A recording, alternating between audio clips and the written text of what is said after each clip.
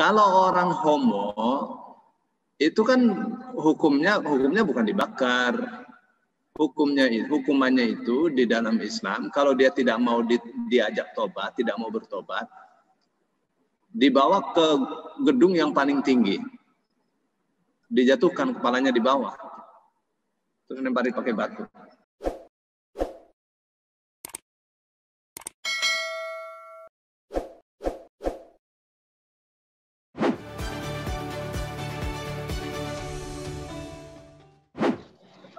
Tulang mayit itu seperti mematahkannya saat dia masih hidup. Jadi mayit atau jenazah itu di dalam Islam sangat dimuliakan sekali. Berbeda dengan orang Hindu punya ajaran.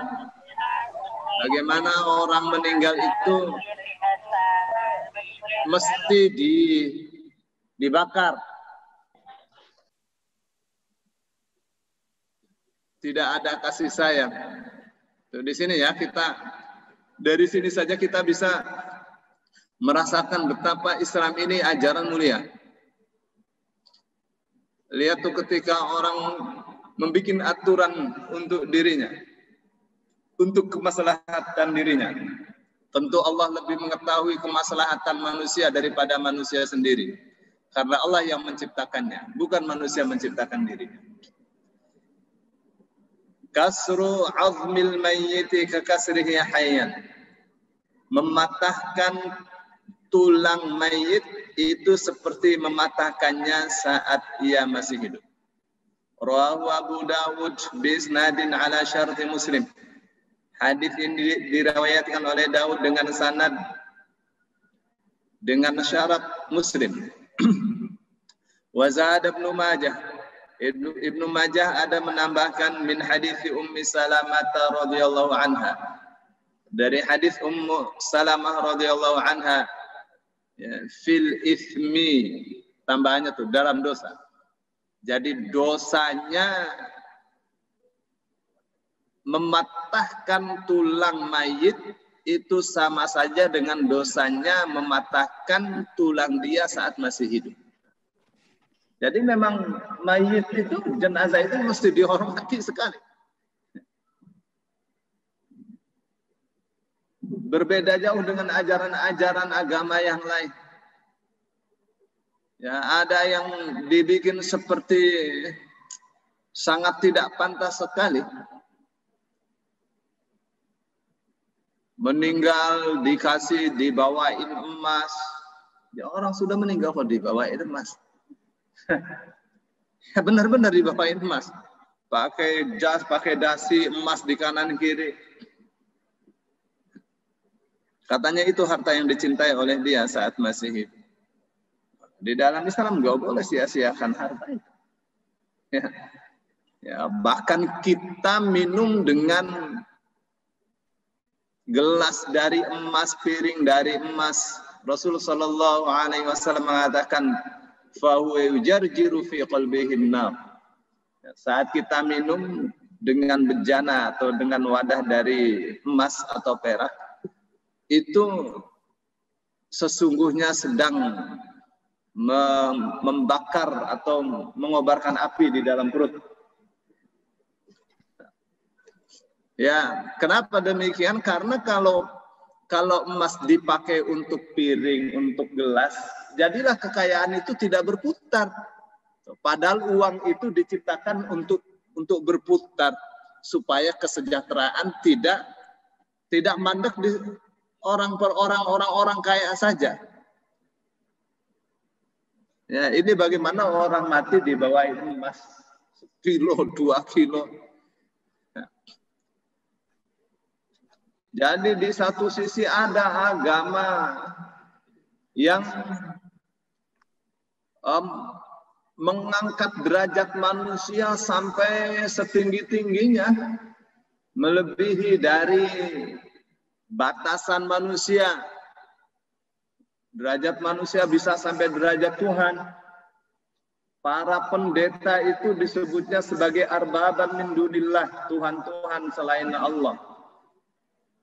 Ya, saat orang-orang dari Najran itu memprotes apa yang dikatakan oleh Rasul Shallallahu Alaihi Wasallam, apa yang dikatakan oleh Al-Quran bahwa orang-orang Nasrani itu menjadikan para pendetanya sebagai Tuhan-Tuhan selain Allah. Mereka katakan tidak, kita tidak menjadikan para pendeta Tuhan-Tuhan selain Allah. Lalu Rasul katakan, bukankah kalau pendeta kalian mengatakan A, padahal kitabnya mengatakan B, kalian mengikuti yang A? Kitab sucinya tidak diikuti, tapi yang diikuti kata-kata pendeta. Mereka mengatakan iya. Kenapa demikian? Karena pendeta itu adalah wakil Tuhan. Sampai seperti itu. Ya, di dalam Islam tidak seperti itu.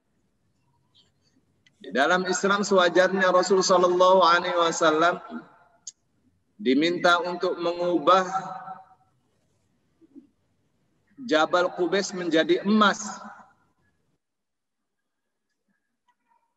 Lalu Jibril bisikan, Muhammad kalau mau bisa dijadikan emas. Tetapi nanti kalau mereka tidak beriman, ditimpakan kepada mereka siksa yang tidak pernah ditimpakan kepada umat-umat sebelumnya. Dan orang itu beriman bukan karena mukjizat. Beriman itu karena Allah telah menentukannya sebagai orang yang beriman. Bangsa-bangsa terdahulu dikasih mukjizat macam-macam, tetap tidak beriman juga. Ya, masalahnya masalah hati. Katakan hai Muhammad. Lalu Rasul Shallallahu Alaihi Wasallam tidak pilih itu. Rasul Shallallahu Alaihi Wasallam menangis. Itu dibiarkan apa adanya lebih baik daripada kalau Jabal Qubais dibikin emas. Ya, orang kalau itu dibikin emas akan rebutan, akan saling berbunuh, berebutan harta. Kalau ada dua orang, ada satu gunung emas, itu akan bersaing itu untuk menguasai emas. Sudah dapat satu gunung, pengen dapat dua gunung lagi. Manusia. Ya, lalu Rasul Shallallahu Alaihi Wasallam dibimbing oleh Allah, ya, bahwa dirinya adalah manusia biasa yang diberi wahyu oleh Allah Subhanahu Wa Taala. Sederhana. Ya, in ana illa basyarum mithlukum yuha ilayya. Tidak lain dan tidak bukan, aku adalah manusia seperti kalian juga. Tapi bedanya saya dikasih wahyu. Ya. Sementara di sana ada agama yang membuat aturan bahwa semakin hina semakin tinggi derajat seseorang.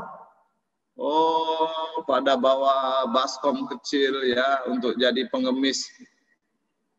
Ya, jadi hidup itu dibikin aturannya dengan aturan yang menipu. Orang kaya kok minta-minta, bukan tidak punya uang, dia punya. Ya. Berbeda dengan Islam. Islam itu mengajarkan keindahan, mengajarkan kewajaran. Ya Rasulullah, bagaimana ya? Saya ini suka dengan pakaian yang bagus, sandal yang bagus. Apakah ini termasuk sombong? Rasul Shallallahu Alaihi Wasallam mengatakan, Inna Allah jamil yuhibbul jamal. Sesungguhnya Allah itu indah, mencintai yang indah. Rasul Shallallahu Alaihi Wasallam mengatakan, sesungguhnya Allah apabila memberikan rezeki kepada hambanya, Allah sangat suka sekali kalau rezeki yang diterima itu ada asarnya, ada bekas-bekasnya. Dikasih rezeki banyak, waduh, pakaiannya compang-camping, makan pakai garam terus, garam sambal kecap, ya tempe saja nggak mau beli, dia mau nabung terus sampai dapat duit banyak. Padahal bukan untuk itu. Rezeki Allah itu untuk ditampakkan, untuk mesti ada bekasnya. Kaya tapi seperti orang miskin belas, ya tidak terpuji dalam Islam seperti itu. Makanya kalau kita jumpai ajaran tasawuf, ajaran sufi, ya, ajaran sufi yang ada namanya wali majdzub, ya kayak orang gila, bukan itu tuh sufi, orang yang saking bikin tanya kepada Allah tergila-gila. Islam tidak mengajari begitu juga. Ya, baju sobek, compang-camping, pakai celana pokek saja disebutnya sebagai wali, tidak begitu ajaran Islam. Lihat tuh, Pak. Tuh, maka Sufi itu dengan Buddha, dengan Hindu titik temunya banyak. Dengan Zoroaster titik temunya banyak. Ya, siapa yang membaca buku Nash'atul Falsafatis Sufiyah wa Tatawwuruha, tumbuh dan berkembangnya filsafat Sufi, itu akan lihat banyak sekali ya, titik-titik temunya. Ada misalnya di dalam tasawuf itu tingkat-tingkatan manusia yang mengikuti syariat, tarekat, ma'rifat, hakikat, atau hakikat, ma'rifat, tingkat-tingkatan. Ada lagi tingkatan-tingkatan sampai 10 tingkatan itu tasawuf. Seperti itu.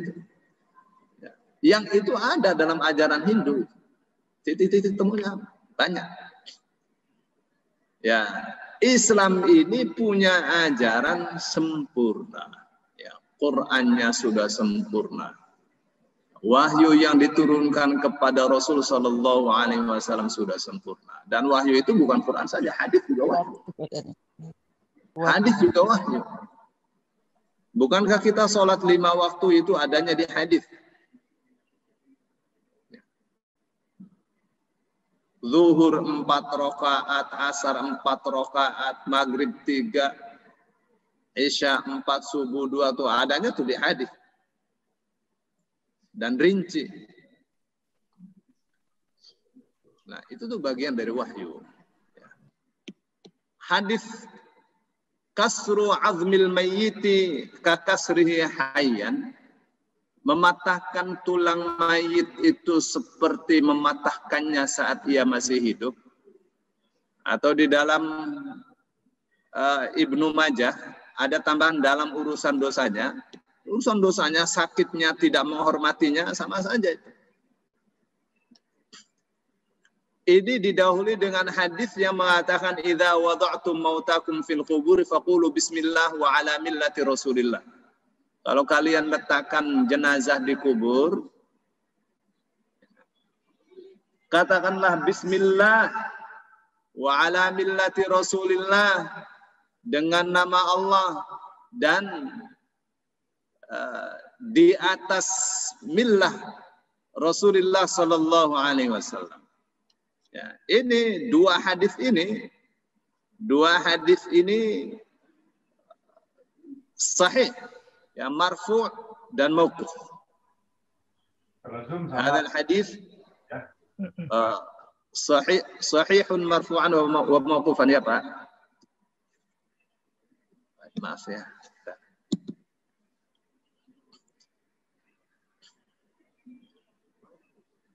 Ya, jadi hadis ini menunjukkan apa ini? Hadis ini menunjukkan dianjurkannya mengucapkan zikir saat menurunkan jenazah. Tuh zikirnya apa? Bismillah wa ala millati Rasulillah. Ada Pak petunjuknya.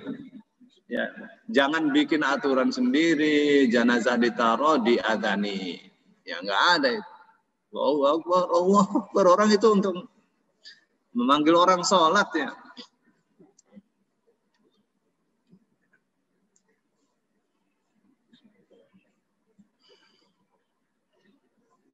Apa sih yang disebut millatu Rasulillah?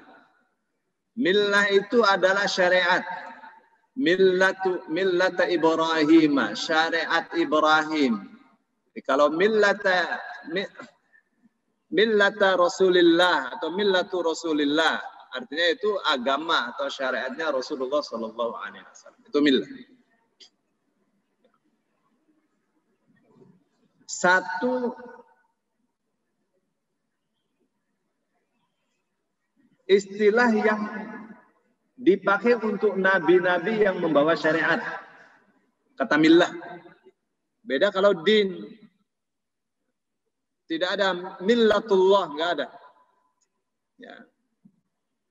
Kalau din itu disandarkan kepada Allah Subhanahu wa taala. Inna dina 'indallahi al-Islam. Tapi kalau millah kepada nabi-nabi yang membawa syariat.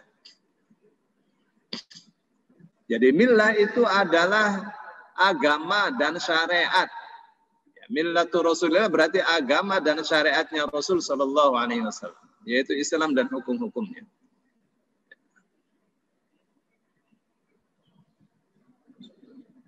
Dan bismillah ini bukan untuk itu saja ya, untuk memulai apa saja yang baik-baik. Ya, kullu amrin dibalin la yubda'u fihi bi bismillahirrahmanirrahim fa huwa abtar fa huwa aqta fa huwa ajzam. Hadisnya tuh ya, segala perbuatan yang memiliki makna positif, makna yang baik tidak didahului dengan bismillah, maka perbuatan itu aqta, terputus berkahnya. Jadi waktu kita meletakkan jenazah, mengucapkan bismillah wa ala millati Rasulillah, apa tuh takdirnya kalau kata anak santri? Takdirnya, maksudnya takdirnya tuh ada kata yang tidak tertulis. Ada kata yang tidak diucapkan tapi difaham. Kita mau minum, bismillahirrahmanirrahim. Itu yang terucap, tapi di sana ada yang tidak terucap. Apa? Ya Allah, saya mau minum dengan menyebut namamu. Nah itu. Ya. Jadi apa nih takdirnya? Takdirnya adalah aku letakkan kamu ini hai jenazah dengan menyebut nama Allah. Atas nama ajaran Allah, yaitu tauhid. Dan berdasarkan sunnah Rasulullah Sallallahu Alaihi Wasallam, saya serahkan kamu kepada Allah. Itu tuh.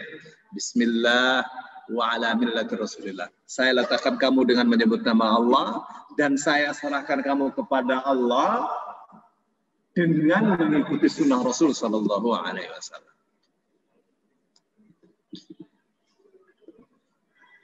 Imam Hakim dan Baihaqi dengan sanadnya yang dhaif meriwayatkan bahwa Nabi Shallallahu Alaihi Wasallam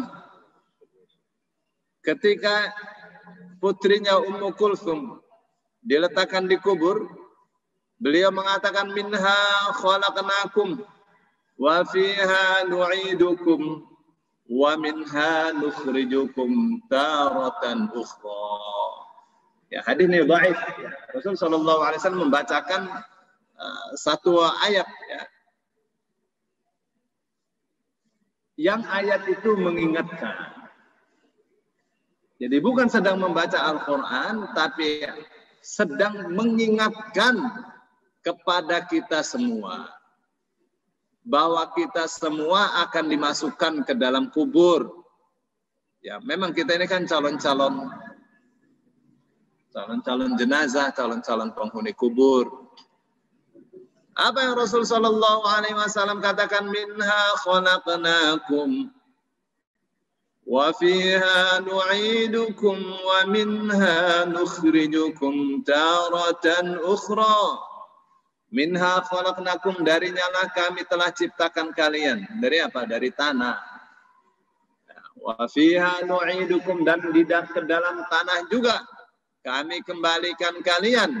Wa minha nukhrijukum taratan ukhra, dan dari tanah juga kami akan keluarkan kalian, kami akan hidupkan kalian untuk kali yang lain.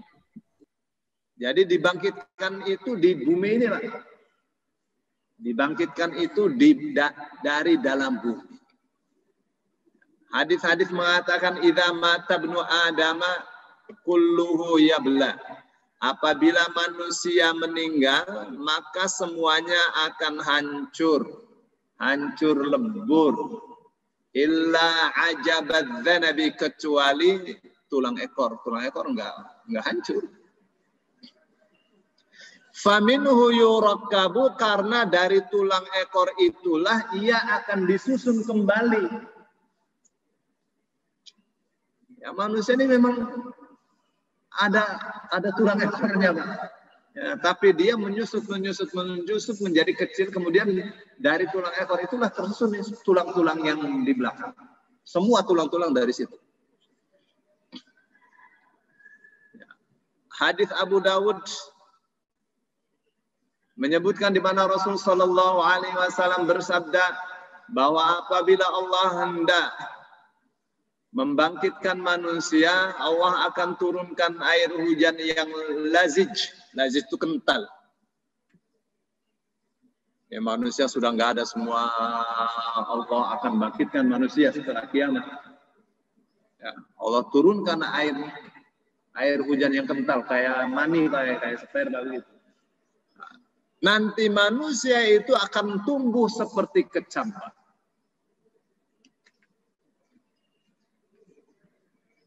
Itu gambaran singkatnya seperti itu. Ya kayak kita, Pak. Dari air saja, dari istilahnya setetes air, dan itu bukan setetes, Pak. Dari sel, dari setetes itu, Pak. Terus berkembang menjadi kita, jadi tulang, jadi daging. Ya. Dagingnya juga macam-macam. Ada yang daging tapi itu bisa melihat. Mata juga daging, Pak. Di lensa yang dari daging. Luar biasa, Pak. Ini kan lensanya. Tapi dia dari daging. Ada plastik, ada kapur. Ini manusia ini. Ya, memang kandungan manusia ini kandungan yang ada di tanah. Ada besi.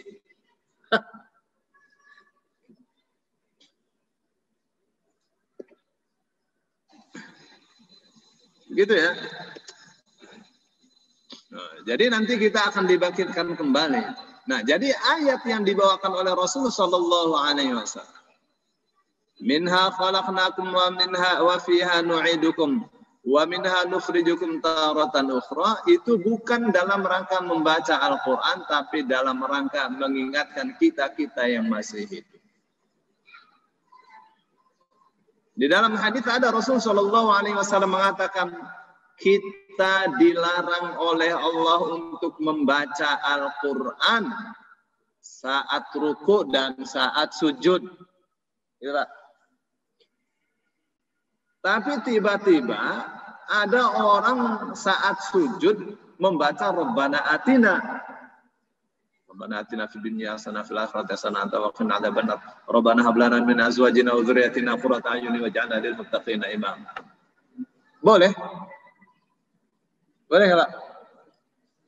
Boleh, karena bukan sedang membaca Al-Qur'an dia sedang berdoa, lafaznya diambil dari Al-Qur'an.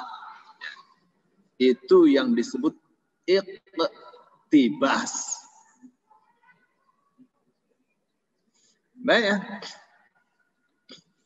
Nah, lalu Rasul Shallallahu Alaihi Wasallam mengatakan Bismillah wa ala millati Rasulillah. Rasul sendiri itu. Jadi putrinya diletakkan di kubur, Rasul membacakan minha khalaqnakum wa fiha nu'idukum wa minha nukhrijukum taratan ukhra. Bismillah wa ala millati Rasulillah. Ya, tapi hadis ini dhaif. Ya, dhaifnya di mana nih? Dhaifnya dari sisi matan di membaca ayatnya itu. Dari sisi matan. Karena bertentangan dengan hadis yang sahih. Hadis yang sahih tidak sebutkan itu. Ya. Bismillah wa ala millati Rasulillahnya itu yang sahih. Ya, tapi apakah boleh diamalkan hadis yang dhaif ini? Boleh. Boleh. Malah Imam Ahmad bin Hanbal mengatakan i'malul kalami khairum min ihmalihi. Ya, memfungsikan informasi dari hadis itu meskipun dhaif lebih baik daripada membuangnya, daripada menyia-nyiakannya. Yang tidak boleh itu kalau terlalu dhaif, terlalu lemah. Mungkar misalnya itu lemah itu. Mungkar itu hukumnya matruk, harus dibuang aja, ditinggal saja. Itu ya Pak ya. Nah, Imam Syafi'i mengatakan yang mengucapkan Bismillah wa ala millati Rasulillah itu adalah orang yang memasukkannya.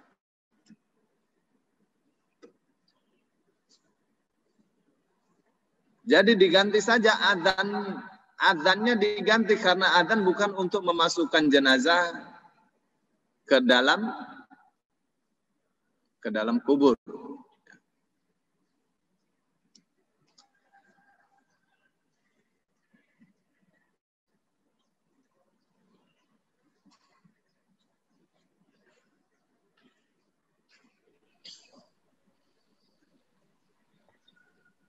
Dalam syarah Al-Adhkar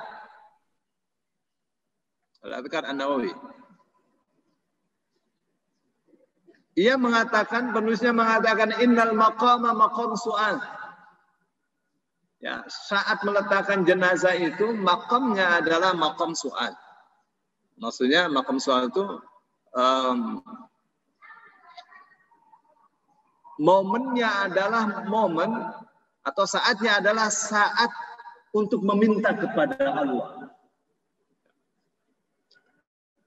Meminta rahmat, meminta karunia dari Allah Subhanahu wa taala. Fanasabat tikraru bi'tibaril qailin. Maka pantas sekali kalau orang yang mengucapkannya mengulang-ulangi kata-katanya itu. Bismillah wa ala millati Rasulillah. Bismillah wa ala millati Rasulillah. Bismillah wa ala millati Rasulillah. Kenapa? Karena meskipun pernyataan itu sesungguhnya adalah permintaan. Seolah-olah ya Allah saya letakkan jenazah ini dengan menyebut namamu. Maka sayangilah jenazah ini. Saya letakkan jenazah ini berdasarkan petunjuk Rasulmu. Ya Allah, ini orang ini umat dari Rasulmu, sayangi dia. Diulang-ulang. Bismillah wa ala millati Rasulillah. Bismillah wa ala millati Rasulillah. Bismillah wa ala millati Rasulillah. Itu sunnahnya. Ya.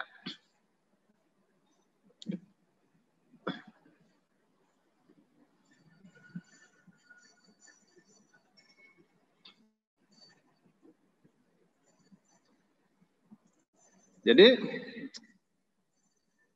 kalau kita lihat sejarah ya, bagaimana putranya Adam, Qabil membunuh adiknya Habil, dan dia ingin menyembunyikan jejak adiknya yang dia bunuh itu. Dia tidak mengerti bagaimana caranya. Lalu Allah kirimkan 2 burung gagak yang gulat di hadapan dia. Salah satunya mati, terus digali tanah, terus dikubur tadi. Terus dia katakan, aduh, masa sih saya kalah sama burung ini saja? Burung dia mengerti bagaimana cara mengubur saudaranya. Nah, lalu dia kubur tuh adiknya. Jadi agama-agama samawi atau rasul-rasul itu semuanya menggunakan aturan yang sama untuk jenazah, yaitu menguburkannya. Kalau di dalam Al-Quran, dalam Islam itu disebutnya mengubur jenazah itu hukumnya fardu kifayah. Kalau ada yang sudah mewakili, ya sudah. Gugur dosa orang satu desa. Orang kena COVID. Ya, tetap saja harus disolati, Pak. Fardu kifayah nyolatinya itu. Dengan cara seperti apapun. Aduh, kita tidak sempat. Boleh sholat ghaib. Sholat ghaib. Benar, sholat ghaib harus untuk orang yang berjasa saja dalam agama Islam. Enggak harus orang yang berjasa besar. Orang Islam kita belum menyolati, ya sunnah hukumnya kita menyolatinya. Di dalam Al-Quran, Allah Subhanahu wa ta'ala berfirman, alam naj'alil arda kifata ahya'a wa amwata. Bukankah kami telah jadikan bumi ini sebagai tempat sebagai tempat yang apa istilahnya?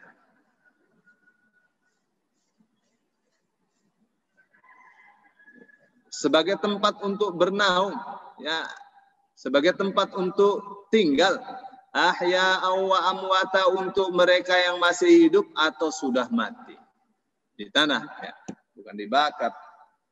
Ya, orang Hindu mengatakan orang tidak mengerti filosofinya bagaimana manusia itu kalau sudah mati dikremasi. Tahu kalau manusia dikremasi, dibakar, itu menghemat tanah. Lihat pikirannya tuh, menghemat tanah. Dan itu kalau dibakar, virus-virus pada mati.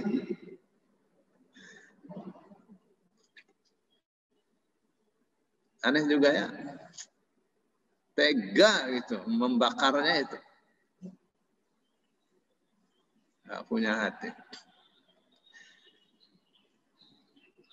Terus summa amatahu fa'aqbarah. Lihat di surah Abasa, kemudian Allah mematikannya, lalu Allah menguburkannya. Jadi Allah muliakan jenazah itu dengan menguburkannya. Nah, itu adalah cara memuliakan, cara Allah memuliakan Bani Adam. Ya, di atas semua hewan yang ada di atas bumi ini.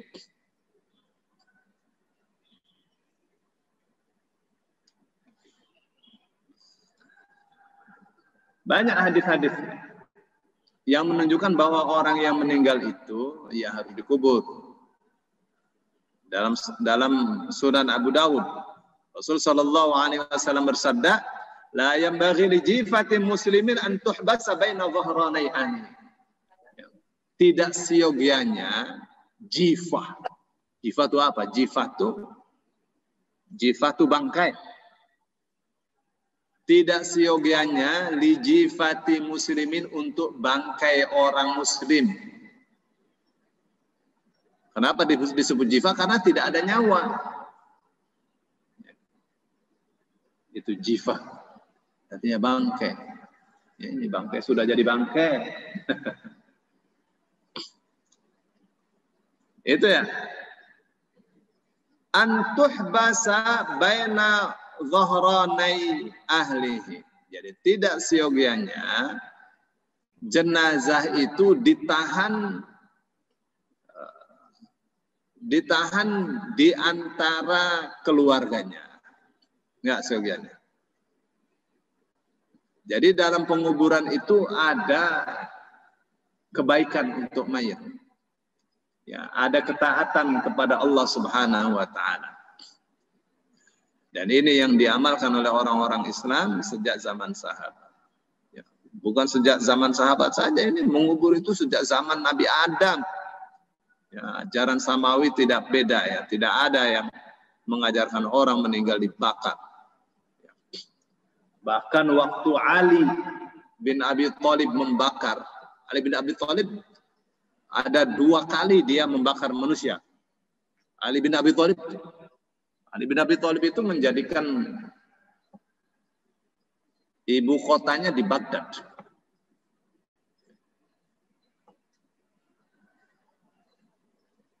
Dua kali beliau itu membakar manusia. Yang pertama, beliau menyembah orang yang membakar orang yang menyembahnya. Zaman Ali bin Abi Thalib masih jadi khalifah, ada orang menyembahnya. Dia kata, Ali, engkau Tuhan. Sembah. Dibakar oleh Rasul sallallahu alaihi wasallam.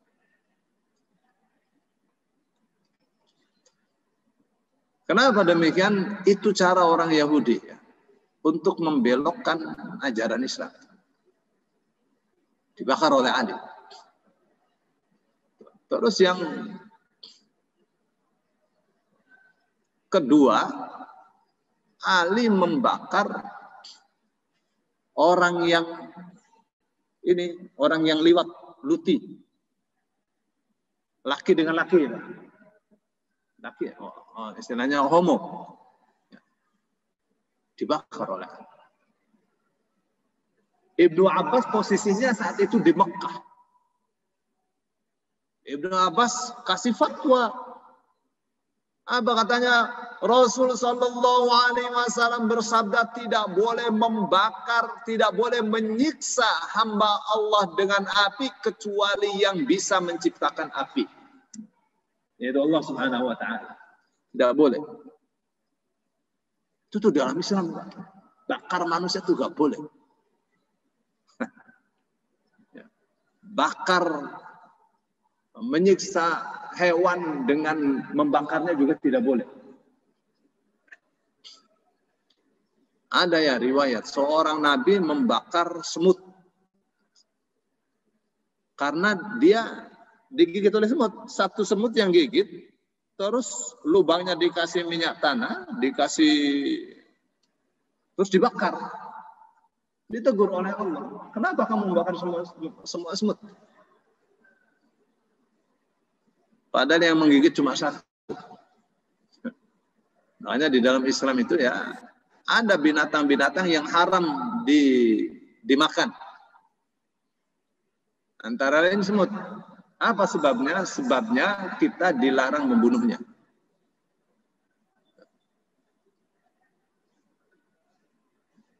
Kita diharamkan memakan ular dan kalajengking. Apa sebabnya? Sebabnya kita diperintah untuk membunuhnya.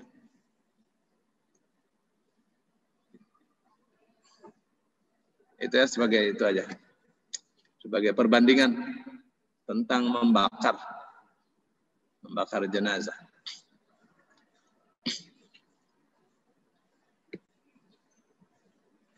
Baik ya, terus hadis yang kasru azmil mayyit ka kasrihi hayyan. Memecah, mematahkan,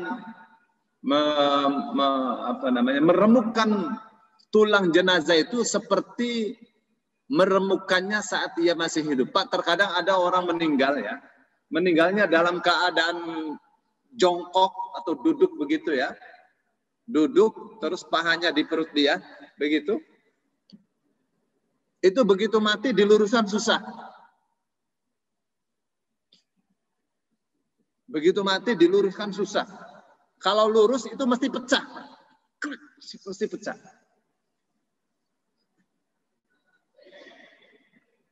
Kecuali orang-orang tertentu yang bisa.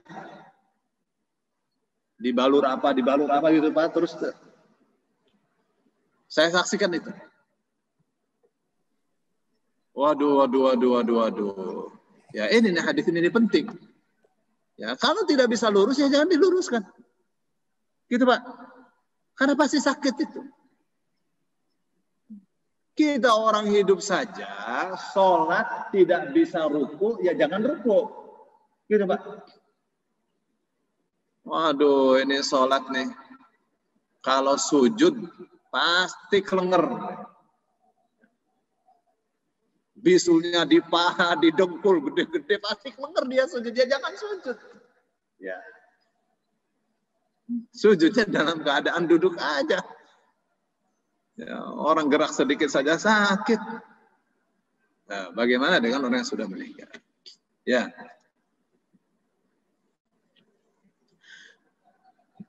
Syekh Abdurrahman As-Sa'di, penulis kitab Tafsir Karimir Rahman fi Tafsiri Kalamil Mannan. Ini gurunya Syekh Utsaimin. Nah, yang saya baca ini kitab Tawdihul Ahkam itu satu perguruan dengan Syekh Utsaimin. Syekh Abdurrahman As-Sa'di mengatakan al-aslu anna badanal insani muhtaramun la yubahu bil ibahati illa 'inda tatbiq qa'idati ta'arudil masalih wal mafasid wal manafi' wal madar. Apa katanya? Hukum asalnya atau pada dasarnya badan manusia itu dimuliakan. Jadi tidak bisa memperlakukannya dengan perlakuan yang tidak ada aturan. Harus ada aturan. kecuali ketika aturan itu berbentrokan dengan kaedah maslahat dan mafsadat. Manfaat dan madarat. Jadi ada kaedah-kaedah. Dilihat.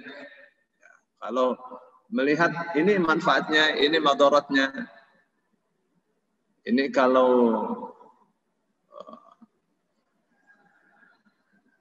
misal ya, seseorang macam-macamnya manusia nih di Indonesia nih Pak. Ada yang datang ke kiai minta supaya semua orang melihat dirinya tertarik. Ya, kiainya belajar ilmu debus. Oh, tahu ilmu debus Pak? Ada kitabnya Pak. Kitabnya bahasa Arab Pak. Jadi itu ilmu sihir. Jadi dikasih emas di sini Pak. Dimasukin emas di pipinya, dimasukin emas di lehernya, masukin Pak, susuk di pahanya. Apa dalihnya? Mereka mengatakan, kiainya mengatakan itu sama dengan ruqyah. Kalau ruqyah kan di air, ini ruqyahnya di emas. Kalau di air lebur aja gitu. Kalau di emas itu lama. Selama emas itu masih ada. Gitu. Dalilnya setan. Ya.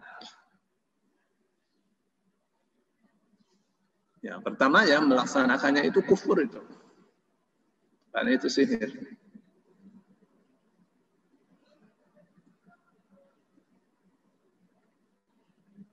Misalnya orang yang dimasukin susuk ini tobat. Nyari-nyari siapa saja nggak bisa mengeluarkan susuk itu. Terus mati. Dokter tidak tahu kecuali dengan membedah, dengan membeleknya. Nah, apakah ini maslahat untuk dia atau malah bahaya? Ya Pak ya. Nah, itu kita serahkan pada kalangan medis. Kayak misalnya ditato ya. Gimana nih? Baru masuk Islam, apa disetrikai? Nah, di situ tuh pentingnya kaidah manfaat dan mafsadat. Itu tuh pentingnya tuh. Kaidahnya banyak ya, misalnya ad-dararu yuzal, yang berbahaya itu harus dihilangkan.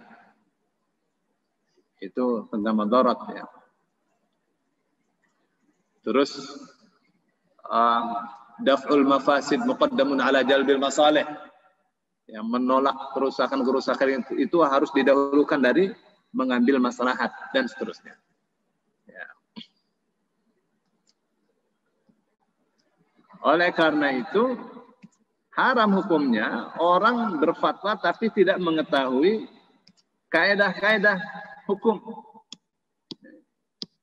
Ini waktunya kurang ya. Tapi ya kita sudah bisa tangkap lah itu. Kita sudah bisa tangkap bahwa ini kan urusan bagaimana supaya jenazah itu aman. Sekarang misalnya jenazah itu punya penyakit yang kalau tidak diamputasi itu akan terus menghabiskan badannya, ya dipotong aja.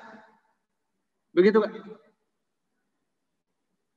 Jadi kan memotongnya itu kan bahaya, tapi kalau tidak dipotong lebih bahaya lagi karena dia akan merembet. Itu tuh namanya kaedah. Kaedahnya apa tuh? Yurtakabu akhafus syarrain. Kalau ada dua yang buruk, dua yang harus salah satunya harus dilakukan, lakukanlah yang resikonya lebih rendah. Oke, dipotong itu anggota tubuhnya berbahaya. Pasti sakit, pasti bahaya. Kakinya harus dipotong, pasti bahaya, nggak bisa jalan. Tapi kalau tidak dipotong, lebih berbahaya lagi, akan merembet ke semua tubuhnya. Ya potong. Itu namanya yurtakabu akhafus syarrain. Gitu ya Pak ya. Jadi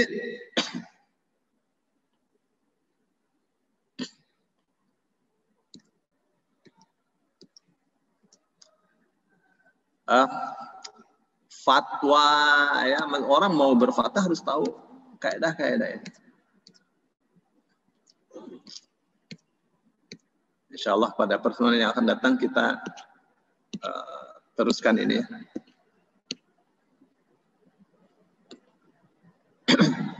Baik, Bapak Ibu sampai di sini kajian kita.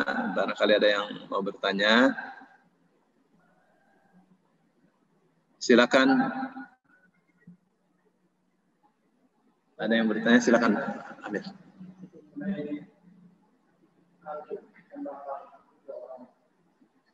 Itu bagaimana dengan penjelasan dari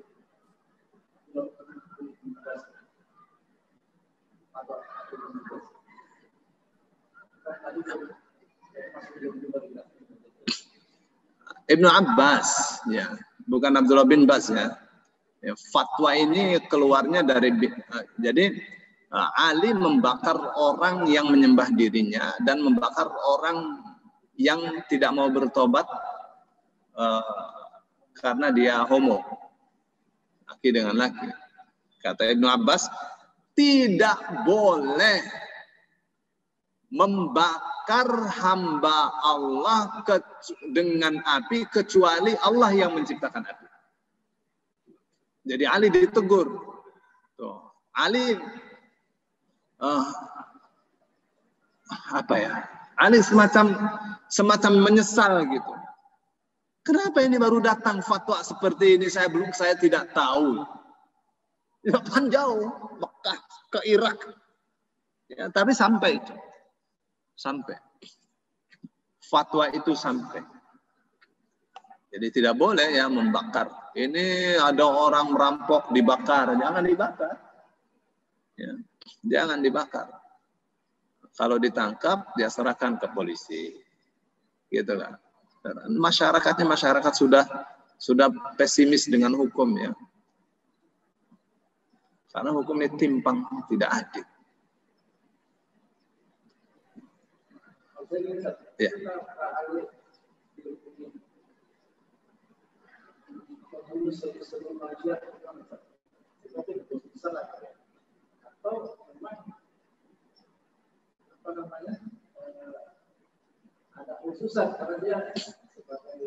Khalifah. Begini, kalau orang homo itu kan hukumnya bukan dibakar. Hukumannya itu di dalam Islam, kalau dia tidak mau diajak tobat, tidak mau bertobat, dibawa ke gedung yang paling tinggi, dijatuhkan kepalanya di bawah, terus dilempari pakai batu. Itu tuh hukumnya kalau homo. Karena itu adalah penyakit sosial yang menular, yang akut. Ibnu Taimiyah katakan penyakit ini menular. Kalau tidak diamputasi, pasti akan menular terus, menjalar. Kata Ibnu Taimiyah. Ibnu Taimiyah dia psikolog. Disebutnya sebagai mujtahid mutlak. Mujtahid mutlak. Kenapa? Karena dia termasuk ulama ihatah. Ulama ihatah itu ulama serba tahu, serba bisa. Disiplin ilmu apa saja dia ngerti. Ilmu kimia dia paham betul. Ibnu Taimiyah.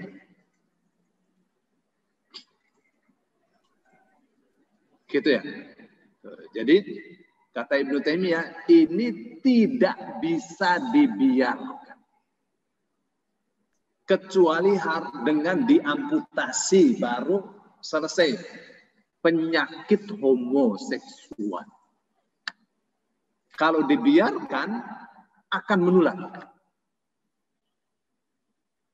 Menularnya bisa cepat.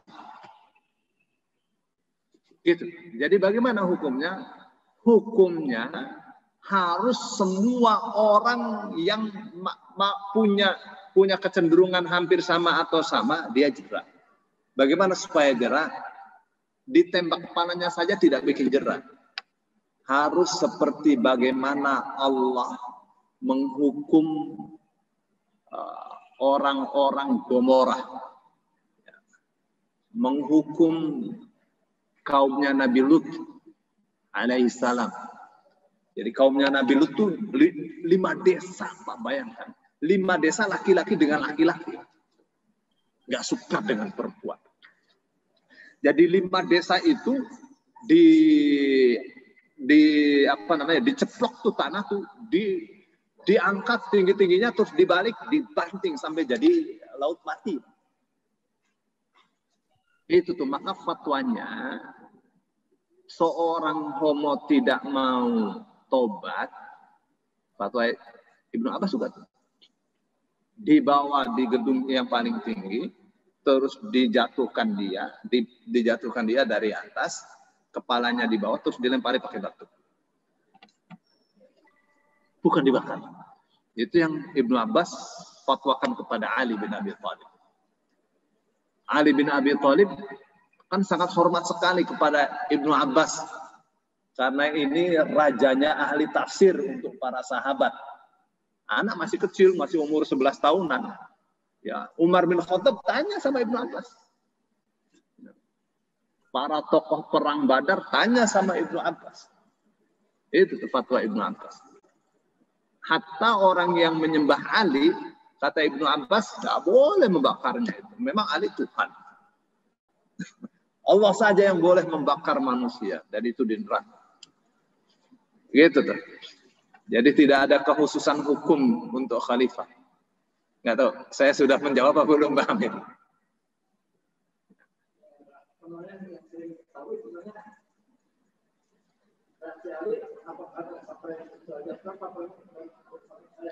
Iya.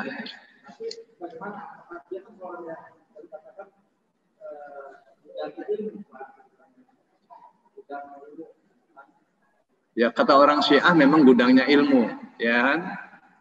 Kata orang Syiah, Ali itu gudangnya ilmu. Begini ya, Ali itu pasti orang cerdas kan? Ali itu sepeninggal Rasul Shallallahu Alaihi Wasallam tidak keluar dari rumah sampai beliau selesai menulis Al-Quran. Ya, semua asbabun nuzul di dalam Al-Quran Ali tahu. Tapi kata-kata Ali itu gudangnya ilmu, ya meskipun diperselisihkan hadisnya, dia mengatakan ini saya tidak, itu Syiah punya keyakinan. Ya, di nyanyian yang sering kita dengar, ya. Ana Madinatul Ilm wa Aliyun babuha, faman aradal Madinah yatiha min babiha. Ya, nyanyian seperti itu tuh, ya menurut saya sih batil ya. Apa katanya? Saya adalah kota ilmu. Rasul mengatakan saya kota ilmu. Ali itu pintunya. Siapa mau menuju saya harus lewat pintu Ali.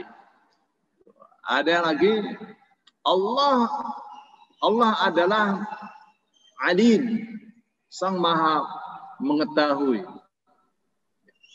Semua ilmu apa saja Allah punya. Ya, namanya Alim. Tapi gudangnya ilmu itu ada pada Imam Ali maksudnya. Itu keyakinan Syiah. Jadi gudangnya di Ali, bukan di Rasul Shallallahu Alaihi Wasallam. Gudang ilmunya Allah. Jadi Allah punya, ada gudang ilmunya, ada gudangnya Pak, yaitu Ali. Itu pernyataan yang sangat batil sekali. Ya, Alinya mati, gudang ilmunya Allah habislah. Ya Pak ya, oh enggak, masih ada tertulis ya, yang itu riwayat-riwayat yang palsu. Syiah akan tidak percaya dengan hadis Rasulullah. Gitu Pak. Jadi Ali terkoreksi saat itu oleh Ibnu Abbas. Terkoreksi, dia salah. Dia salah dalam mengambil tindakan hukum.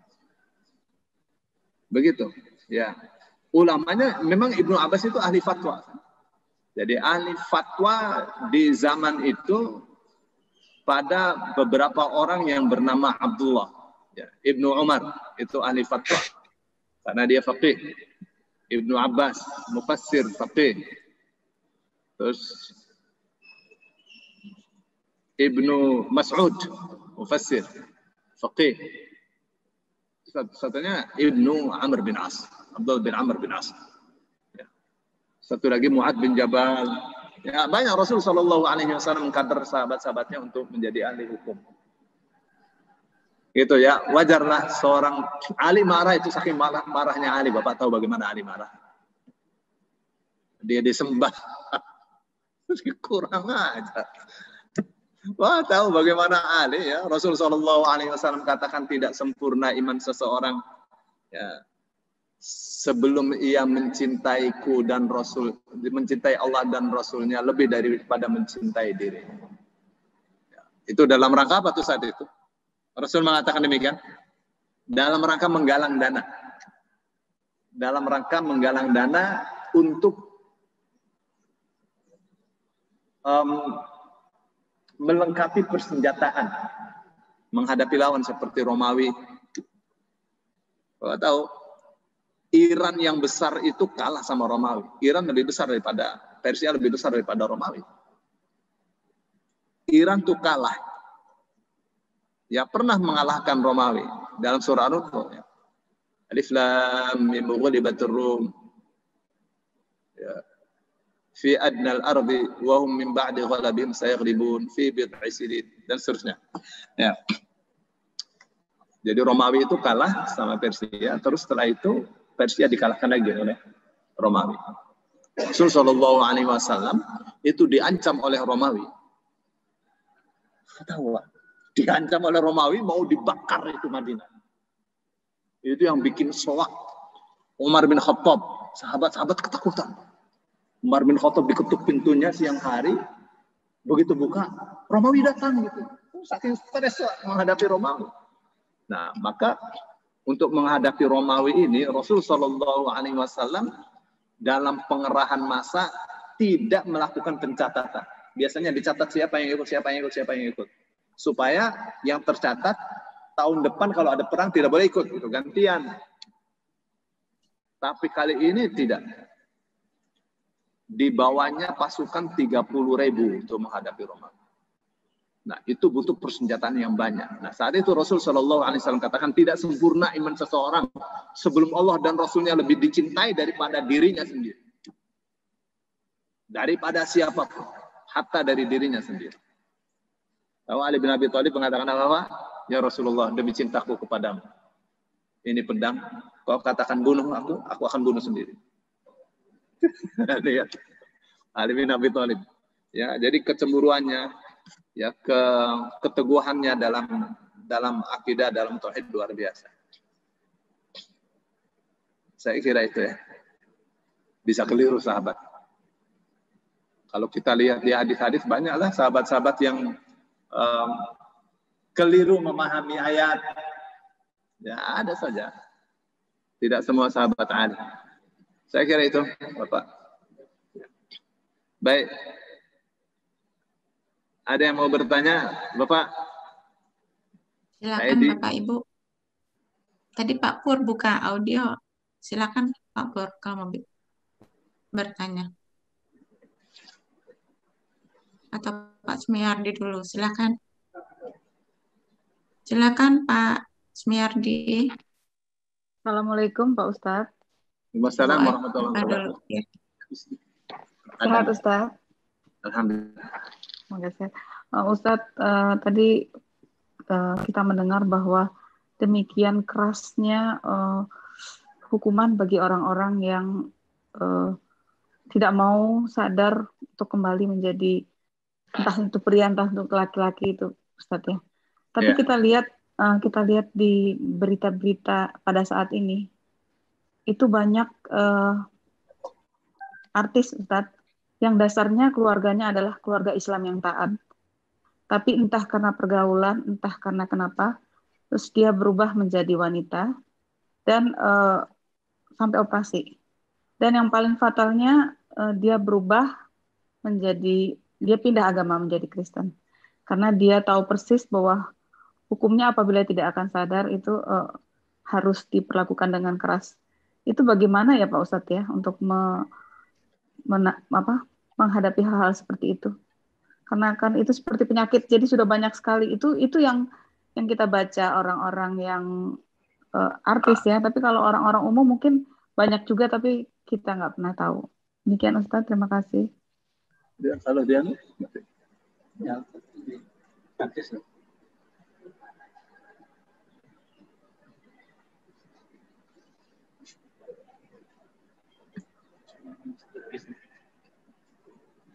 Ya, jadi begini ya. Ini yang sedang saya bawakan ini kan hukum atau syariat Islam.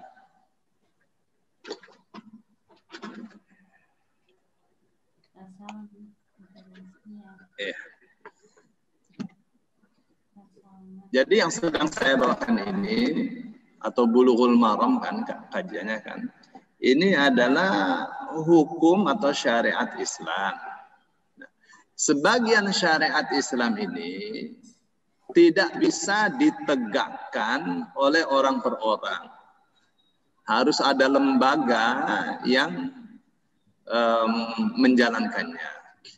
Kasus-kasus yang berkenaan dengan tindak pidana. Ya, kalau misalnya Luti itu homo, ya, itu tidak bisa Ustadz menjalankannya itu. Itu yang menjalankan adalah pihak kepolisian. Kalau dalam hukum Islam. Di Indonesia apa saja boleh. Ya, bahkan mantan Menteri Agama mendukung, gimana itu? Ya. Nah sekarang kalau pertanyaannya bagaimana sikap kita? Ya sikap kita bagaimana melindungi kita, keluarga kita lah. Jangan sampai terjadi, jangan sampai ada yang homo seperti itu. Kita jadikan pelajaran untuk orang-orang yang murtad. Ya, itu menunjukkan manusia yang paling buruk, seburuk-buruk manusia itu. Kalau dia mengganti kelaminnya sampai laki jadi perempuan, perempuan jadi laki. Setelah itu pindah agama, ya itu ciri itu. Ciri calon itu. Calon penghuni neraka. Ya, bukankah untuk calon penghuni surga juga ada cirinya? Wa basyiril ladzina amanu wa 'amilus solihati anna lahum jannatin tajri min tahtiha al-anhar. Berikanlah kabar gembira kepada orang-orang yang beriman dan beramal soleh bahwa untuk mereka itu surga yang sungai-sungai mengalir di bawahnya. Ya ada ciri-cirinya. Calon penghuni surga ada ciri-cirinya nyata sekali. Nyata sekali. Calon-calon penghuni neraka cirinya ada nyata sekali. Yang namanya orang beriman, orang kafir itu ciri yang nyata. Banyak sekali di dalam Al-Quran ya. Ciri-ciri itu, ciri-ciri penghuni neraka, penghuni surga. Ya.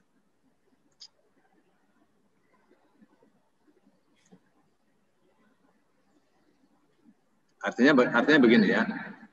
Ibu misalnya ya, buka Al-Quran. Buka Al-Quran sembarang tulis saja. Atau di kamus induk ya, ada tulis jannah.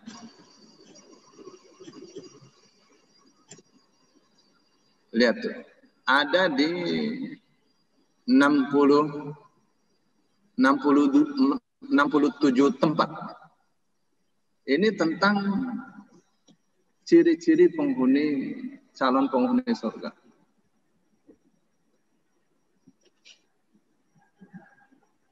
Saya ini ya.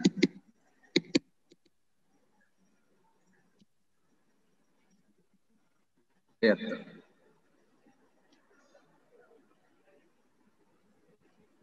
Rumus secara globalnya iman dan amal soleh.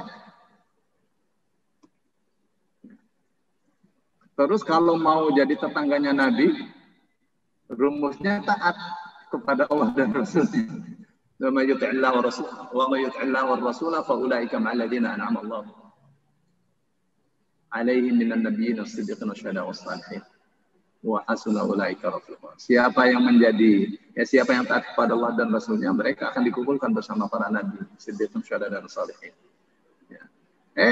Kita lihat, insya Allah kita ini taat kepada Allah, disuruh sholat, puasa, apalagi di 10 awal bulan Dzulhijjah nih. Waduh, puasa dari tanggal 1, Masya Allah. Ya, itu sudah jadi ciri. Ya, di 10 awal Dzulhijjah, waduh, pada berlomba-lomba bersedekah, berlomba-lomba memperbanyak takbir, tahlil, tahmid. Ya, tidak dimulai dari tanggal 10 Dzulhijjah, dari tanggal 1 juga banyak-banyak kita berzikir. Ya, itu sudah ciri. Nah, sebaliknya ciri calon penghuni neraka ya kayak tadi. Ya. Sudah ganti kelamin, dioperasi, macam-macam, murtad lagi, waduh, ciri betul itu. Jadi bagaimana sikap kita? Sikap kita normatifnya itu adalah qu anfusakum wa ahlikum nar. Jaga diri kalian dan keluarga kalian dari api neraka. Kalau ada bencong-bencong ya di sekitar kita. Bismillahirrahmanirrahim. Bismillahirrahmanirrahim. Jadi bagaimana tuh? Ya mestinya Pak RT mengusirnya itu supaya tidak menularkan penyakit. Di satu komplek ya, bukan komplek, di satu kampung di Rawamangun, itu ada 1 orang pertama yang bencong. Besoknya 2, 3 menjalar dengan penyakit.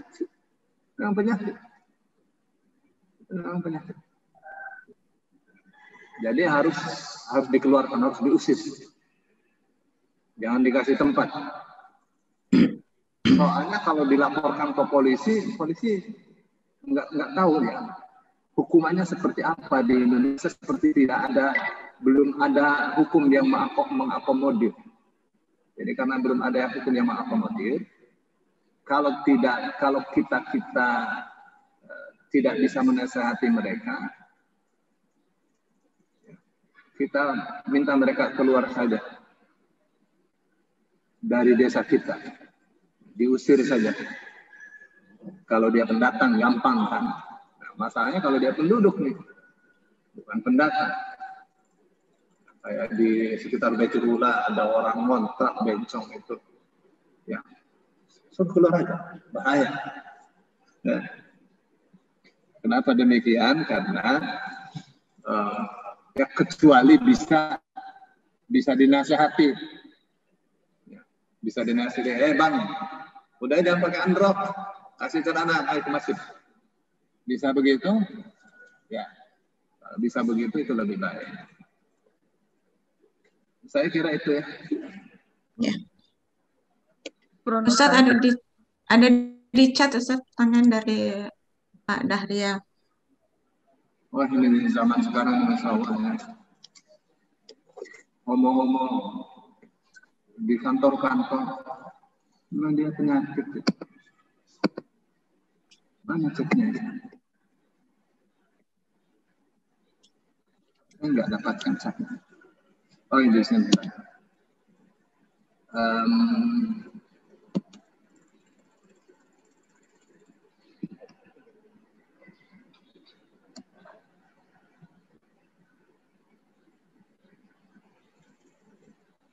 Pada Daud.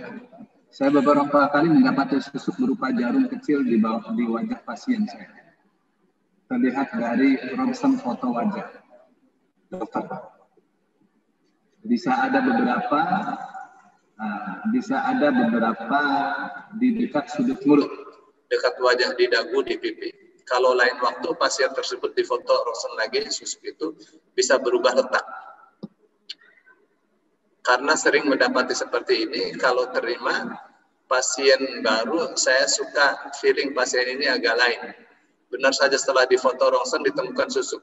Saya tidak tahu apakah ilmu kedokteran bisa mengeluarkan susuk ini. Pertanyaan saya, bagaimana kalau orang bersusuk dimakamkan sebelum dikeluarkan susuknya?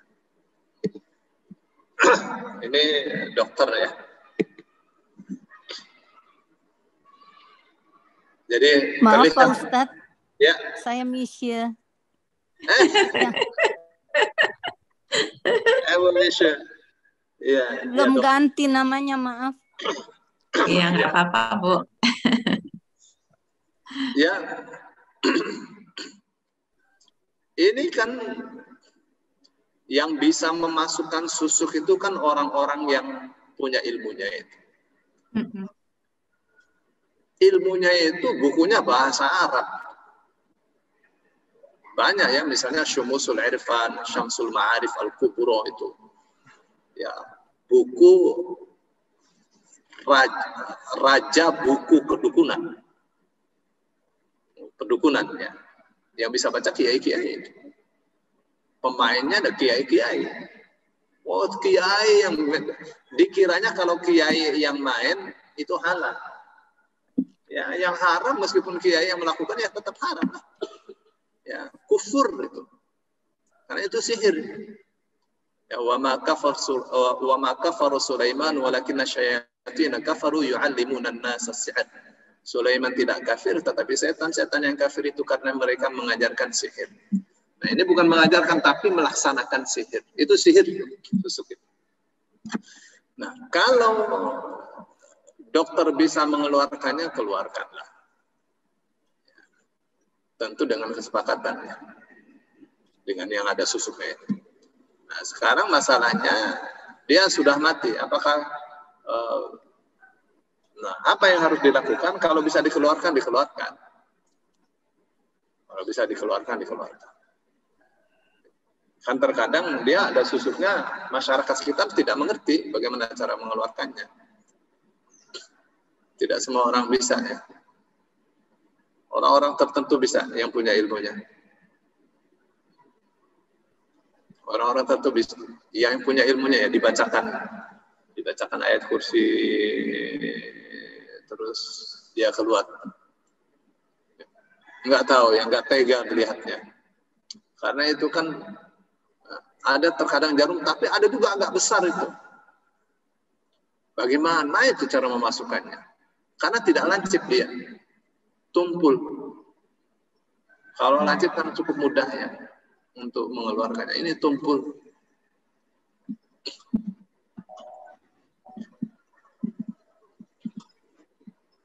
Ini ya orang meninggal ada susuk emas atau perak. Kalau diketahui, ada yang tahu, diusahakan bagaimana bisa mengeluarkannya. Karena saat masih hidup pun, mestinya dikeluarkan. Dengan apapun cara yang ringan resikonya. Biasanya yang bisa mengeluarkan, yang bisa memasukkannya. Tapi ada orang-orang tertentu yang mempelajari secara sunnah ya bisa mengeluarkannya. Karena ini macam profesi ya. Ruqyah itu profesi-profesian sejak dulu. Sejak dulu itu ruqyah itu profesi-profesian. Tidak semua bisa meruqyah dengan baik. Saya tidak mengerti ya Bu Misha, secara kedokteran mudah dikeluarkan apa tidak susuk?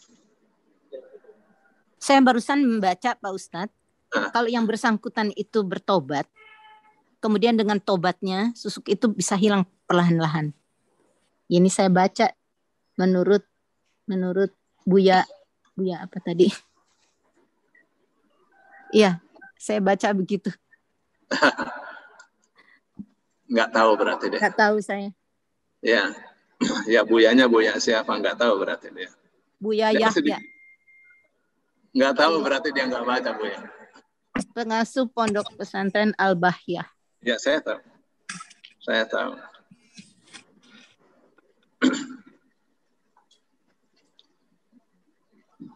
Karena dia itu karena dia itu benda ya. Dia benda besi dia, besi, emas, perak. dimasukkan gitu. Nggak menjadi cair, nggak menjadi hilang begitu, mesti dikeluarkan. Mohon maaf ya, saya ini dari perguruan yang dulu begitu, ya. Saya tahu saya. Ya Bu.